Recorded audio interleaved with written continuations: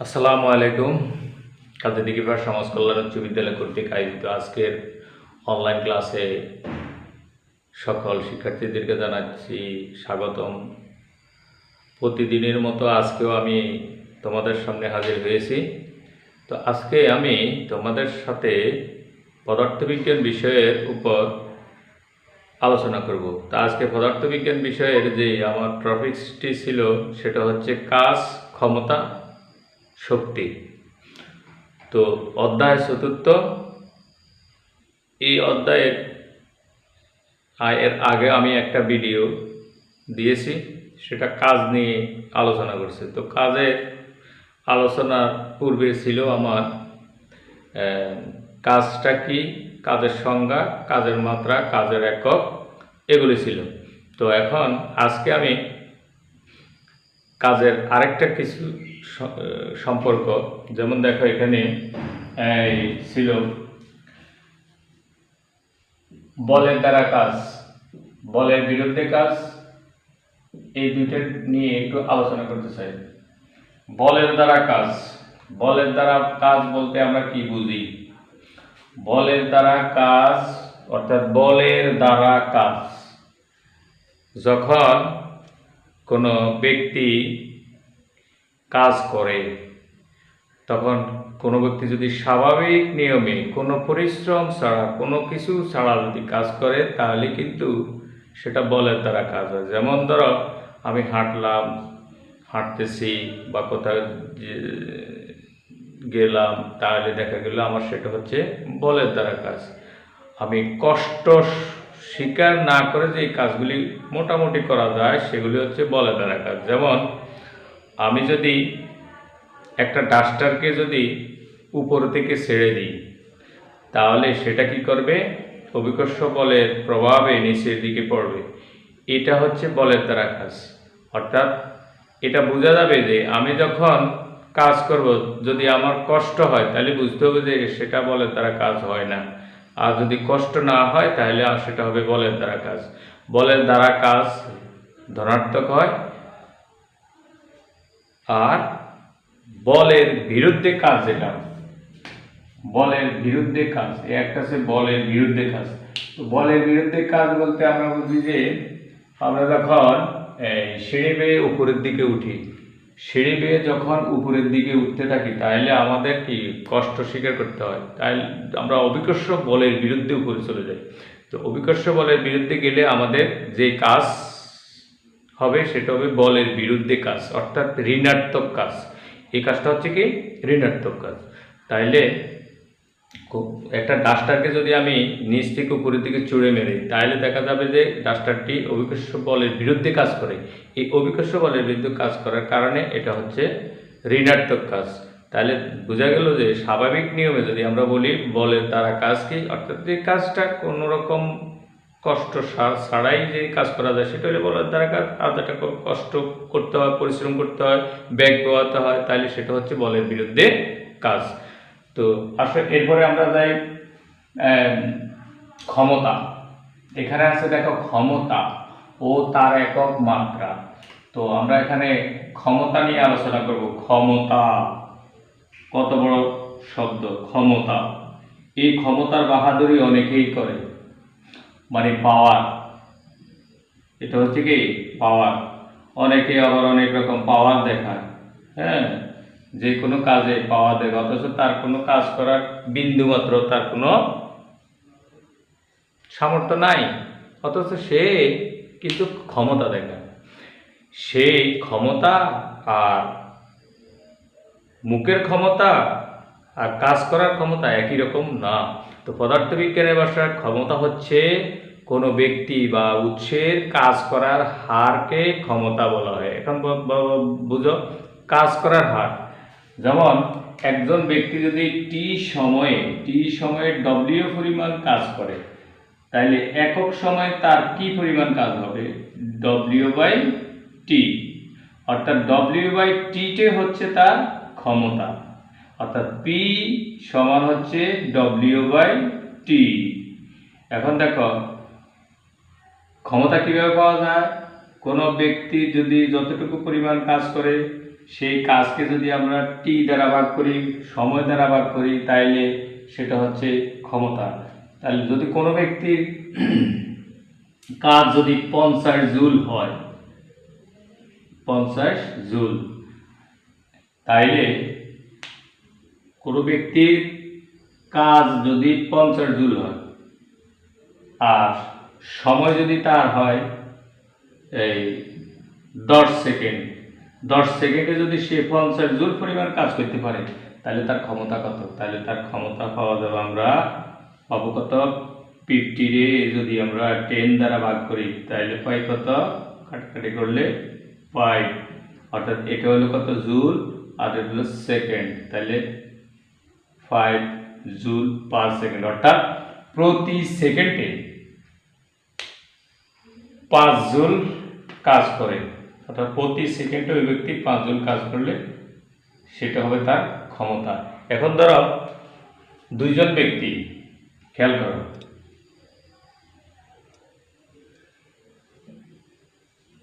এখানে দেখো দুইজন ব্যক্তি, প্রথম ব্যক্তি কাজ হলো 50 জুল,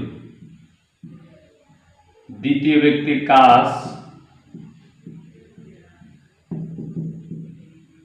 25 জুল। এখন খেয়াল করো এই দুজনের মধ্যে কার ক্ষমতা বেশি? এই দুজনের মধ্যে কার ক্ষমতা বেশি কিভাবে নির্ণয় করব? এখন এই ব্যক্তি যদি বলে যে আমার ক্ষমতা বেশি, বা এই ব্যক্তি যদি বলে আমার ক্ষমতা বেশি, তাহলে আমরা কিভাবে এটা তাদের দুইজনের তফাৎ নির্ণয় করব, কার ক্ষমতা বেশি? এবং দুই ব্যক্তির এই কাজ করছে একই সময়ে কাজ, যেমন যদি এটা 10 সেকেন্ড হয়, দুজনের 10 সেকেন্ডের কাজ হচ্ছে এত জুল, আবার এই ব্যক্তির 10 সেকেন্ডের কাজ হচ্ছে এত জুল। তাহলে আমরা প্রথম ব্যক্তির ক্ষেত্রে আমরা বার করতে পারি কি? প্রথম ব্যক্তির ক্ষেত্রে আমরা ক্ষমতা নির্ণয় করি। প্রথম ব্যক্তির ক্ষেত্রে ক্ষমতা, কাজকে যদি এইটার কাজ কত জুল? 50 জুল। এই 50 জুলকে যদি আমরা 10 সেকেন্ড দ্বারা ভাগ করি তাহলে আমরা পাই কত? 5 জুল পার সেকেন্ড। আর দ্বিতীয় ব্যক্তির ক্ষেত্রে যদি আমরা ভাগ করি, দ্বিতীয় ব্যক্তির ক্ষেত্রে ক্ষমতা কত? পি সমান সমান আর 25 জুল, আর এখানে হচ্ছে কত? 10 সেকেন্ড। তাহলে আমরা কত পাই? এখানে যদি আমরা এটা ভাগ করি তাহলে 2.5 জুল পার সেকেন্ড।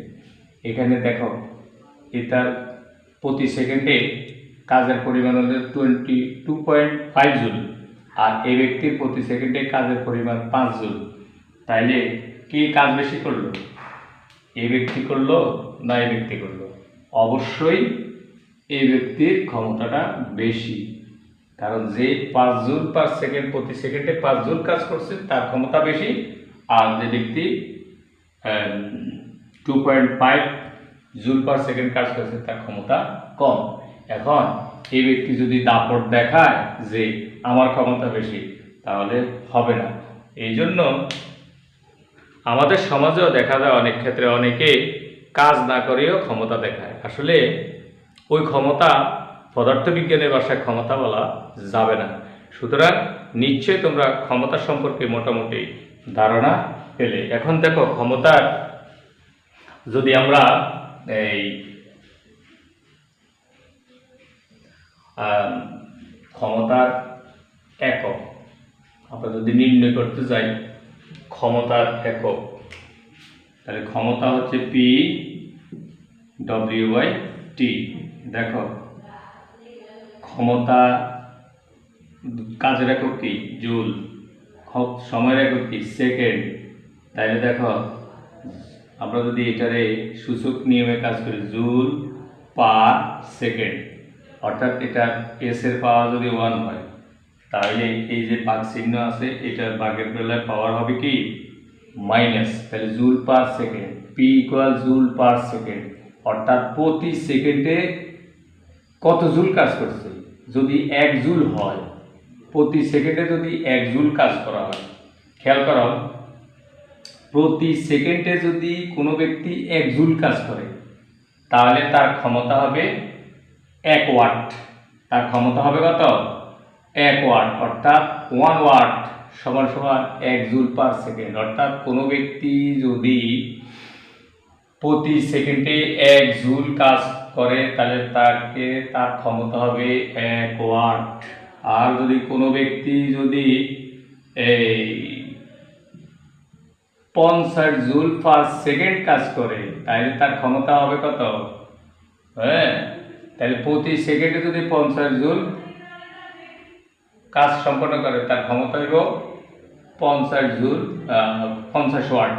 ক্ষমতা হবে কত? 50 ওয়াট। তাহলে 1 ওয়াট সমান হলো 1 জুল পার সেকেন্ড।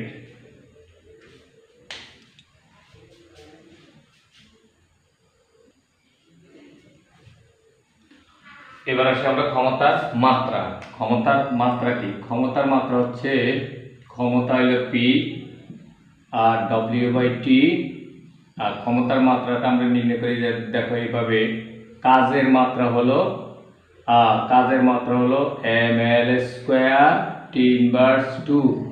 আর টিকে যদি আমরা ক্যাপিটাল টি হিসেবে ব্যবহার করি তাহলে আমরা এখানে পাই এটার পাওয়ার যদি 1 হয় তাহলে ml² টি ইনভার্স এখানে হবে 3। অর্থাৎ ক্ষমতার মাত্রা হচ্ছে ml² টি ইনভার্স 3। আর ক্ষমতা একটি স্কেলার রাশি, কারণ ক্ষমতার কোনো দিক নেই, এই জন্য ক্ষমতা একটি স্কেলার রাশি।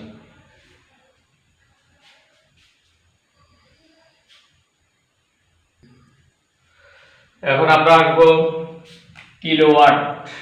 কিলোওয়াট ঘন্টা।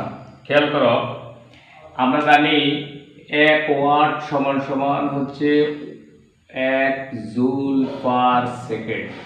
1 ওয়াট হলো 1 জুল পার সেকেন্ড। তাহলে কিলোওয়াট ঘন্টা, 1 কিলোওয়াট ঘন্টা সমান কত? আমরা জানি কি কিলো মানে হাজার, কিলো মানে হাজার। আর WH, খেয়াল করো, এখানে 1000 গুণন 1 ওয়াট সমান কত? 1 ওয়াট সমান সমান joule per second, 1 joule per second. আর ইন্টু এই এইচ মানে আওয়ার, মানে ঘন্টা। ঘন্টাটা আমরা যদি সেকেন্ডে নিই তাহলে 3600 সেকেন্ড। 3600 সেকেন্ড। এখন দেখো, এখানে শূন্য হচ্ছে 3টা, এখানে হচ্ছে 2টা, 5টা, তাহলে 10 পাওয়ার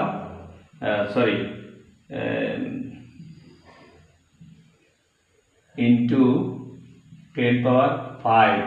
আর দেখো এই এস ইনভার্স আর এন হলো এস, মানে এস ইনভার্স ইন্টু এস। এটা যদি আমরা সূচক করি তাহলে কি পাই? -1 গুণের জন্য যোগ, তাহলে আমরা এখানে পাই কত? এস, আর এটা কাটলে কত? পাওয়ার 0, তাহলে এর মান হচ্ছে 1। অর্থাৎ এস 0 হচ্ছে 1। তাহলে আর এখানে রইল কি? এটা চলে গেলে এখানে থাকে জে, মানে জুল। অর্থাৎ 36 × 10⁵ জুল। 1 কিলোওয়াট ঘন্টা হচ্ছে এত জুল। এখন এটার যদি আমরা বৈজ্ঞানিক রূপে প্রকাশ করি তাহলে করতে যাই তাহলে আমরা সেখানে, তোমরা বৈজ্ঞানিক রূপে সম্পর্কটা জানো, সেটা হচ্ছে কি, বৈজ্ঞানিক রূপে প্রকাশের সূত্রটা, শর্তটা হচ্ছে এটা, 1 less than or equal to a less than 10, অর্থাৎ x equal to তাহলে অর্থাৎ a এর মান হচ্ছে 1 এর সমান, 1 থেকে বড় আর 10 থেকে ছোট। তাহলে আমরা এটারে যদি এই 10 দ্বারা যদি এটারে ভাগ করি তাহলে এখানে এত জুল ইন্টু এখানে যদি 10 নিই, তাইলে যেহেতু আমি এখানে 10 নিচ্ছি, এখানে 10 নিচ্ছি, এটা হাওলাত নিচে আবার দিয়ে দিচ্ছি, তাইলে এটারে যদি আমরা 3600 যদি আমরা 10 দ্বারা যদি ভাগ করি 3.6 × 10 পাওয়ার, এখানে 1 আছে পাওয়ার, তাহলে 5 আর 1 6, 10⁶ জুল। অর্থাৎ এক কিলোওয়াট ঘন্টা ইকুয়াল এত জুল। এত জুল মনে রাখবা। 1 কিলোওয়াট আওয়ার সমান কত? 3.6 ইন্টু 10⁶ জুল। এবার আসি আমরা এখানে 1 কিলোওয়াট মানে 1000 ওয়াট। 1 কিলোওয়াট হচ্ছে 1000 ওয়াট। 1 কিলোওয়াট মানে 1 কিলোওয়াট 1000 ওয়াট। 1000 ওয়াট। 1 মেগাওয়াট মানে মেগা মানে 10⁶ ওয়াট। 10⁶ ওয়াট। 1 মেগাওয়াট হলো 10⁶ ওয়াট। অনেক সময় ইঞ্জিনের ক্ষমতা প্রকাশ করার জন্য অশ্ব ক্ষমতা ব্যবহার করা হয়। অনেক সময় দেখা যায় ইঞ্জিনের ক্ষমতা প্রকাশ করার জন্য অশ্ব ক্ষমতা ব্যবহার করে। কিন্তু এইচপি অর্থাৎ হর্স পাওয়ার। দোকানে আমরা যদি কোনো কিছু কিনতে যাই তাহলে দেখা যায় যে সেখানে একজন ব্যক্তি যদি একটা মোটর যদি কিনতে যায় তাহলে বলা হয় যে আমাকে 1 ঘোড়ার একটা মোটর দেবেন। তো তখন আমরা কি করি? 1 ঘোড়ার মোটর নিই। 1 ঘোড়া বলতে 1 এইচপি অর্থাৎ 1 এইচপি মানে 746 ওয়াট অর্থাৎ 1 এইচপি অর্থাৎ 746 ওয়াট মানে 1 হর্স পাওয়ার। 1 horsepower. আর হাফ হলে হাফ এইচপি মানে কত? এটার অর্ধেক। এটার অর্ধেক করলে যা হয় সেটা হবে হাফ এইচপি মানে হাফ ঘোড়া। এটা হলো অশ্ব ক্ষমতা। অর্থাৎ এই অশ্ব ক্ষমতাটা ব্যবহার করা হয় বৈদ্যুতিক জেনারেটর, মোটর এগুলির ক্ষেত্রে এই অশ্ব ক্ষমতাটা ব্যবহার করা হয়। এরপরে আসি আমরা শক্তি ও তার মাত্রা। দেখো শক্তি আর কাজ দুইটাই একই। শক্তি যাহা শক্তি তাহাই কাজ। অর্থাৎ শক্তি না থাকলে কাজ না করলে শক্তি যদি কাজ না করা হয়, যদি কাজ করতে পারা যায় তাহলে শক্তি পাওয়া যায়। কাজের ফলে আমরা শক্তি পাই। অর্থাৎ যার শক্তি আছে সে তো কাজ করতে পারে, যার শক্তি নাই সে কাজ করতে পারে না। আর শক্তির একক হচ্ছে জুল, কাজের একক জুল। শক্তির মাত্রা হচ্ছে ml²T−2, কাজের মাত্রা হলো ml²T−2। তো সুতরাং এই শক্তি এবং তার মাত্রা একই রকম। এখন দেখো শক্তি এবং কাজ দুইটা স্কেলার রাশি যার দিক নেই। এবার আসি আমরা শক্তির বিভিন্ন রূপ।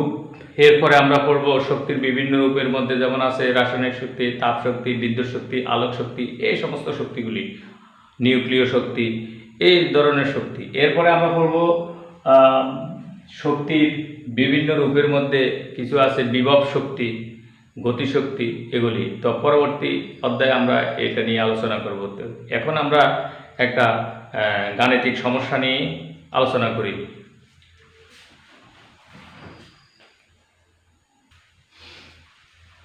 শিক্ষার্থী বন্ধুরা, আমি এখানে একটা সমস্যা নিয়ে হাজির হয়েছি। সমস্যাটা হলো এরকম: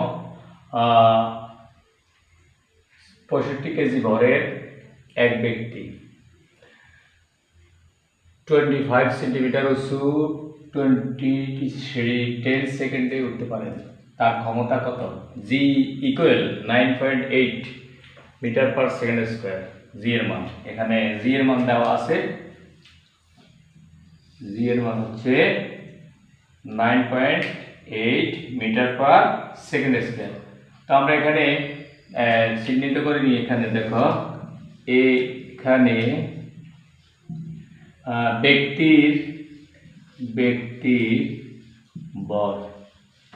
ব্যক্তির ভর হলো m, ভর হচ্ছে 65 কেজি।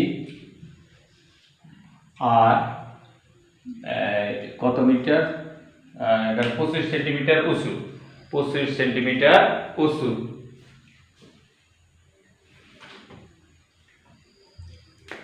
25 সেন্টিমিটার উঁচু বলতে এখানে সে এখান থেকে উচ্চতা 25 সেন্টিমিটার উচ্চতা, অর্থাৎ এখানে তার সরণ হচ্ছে, কি হচ্ছে সরণ, তাহলে সরণ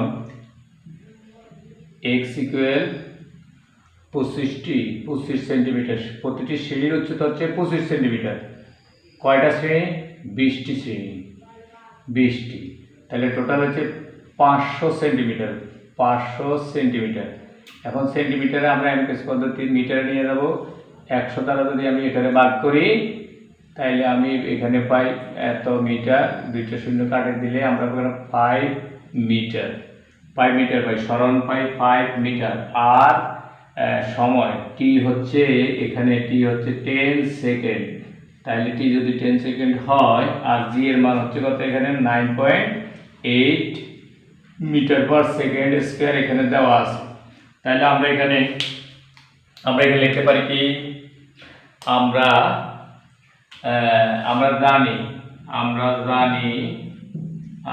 জানি ক্ষমতা P সমান সমান W/T, W/T। এখানে দেখো W হচ্ছে কাজ, মানে বল পূরণ সরণ, F যেহেতু এখানে x আছে তাহলে Fx/T। এখন আমি যদি এখানে লিখি F হলো ma, এখানে ma না লিখি আমরা লিখবো mg ইন্টু x। mg কেন, mg হচ্ছে আমরা যখন নিচ থেকে উপরের দিকে উঠি, মানে অভিকর্ষ বলের বিরুদ্ধে কাজ করি, তো এই জন্য অভিকর্ষ বলের বিরুদ্ধে কাজ করার কারণে এখানে এ না হয়ে এখানে হচ্ছে জি। অর্থাৎ যদি কোনো ব্যক্তি সাইকেল চালিয়ে যায় তাহলে সেখানে তার ত্বরণ ক্রিয়া কাজ করে, আর যখন সে উপরের দিকে উঠবে তখন এখানে অভিকর্ষ ত্বরণ ক্রিয়া কাজ করবে, বা উপর থেকে নিচের দিকে নামবে তখন তার অভিকর্ষ ত্বরণ ক্রিয়া কাজ করে, এই জন্য এটা হলো জি, এম এর পরিবর্তে হচ্ছে জি। তাহলে আমরা এখানে মানগুলি বসাই দিই, এখানে মান যদি আমরা বসাই তাহলে দেখো এখানে মানটা বসাইলে এম এর মান হচ্ছে কত 65 ইন্টু জি এর মান 9.8 ইন্টু এক্স হচ্ছে 5 আর টি মানে 10 সেকেন্ড। এখন আমরা এগুলি গুণ করি, যদি আমরা এখানে যোগ ভাগ প্রক্রিয়া যায় তাহলে আমরা পাই এখানে কত 318 আর ক্যালকুলেটর যদি আমরা ভাগ করি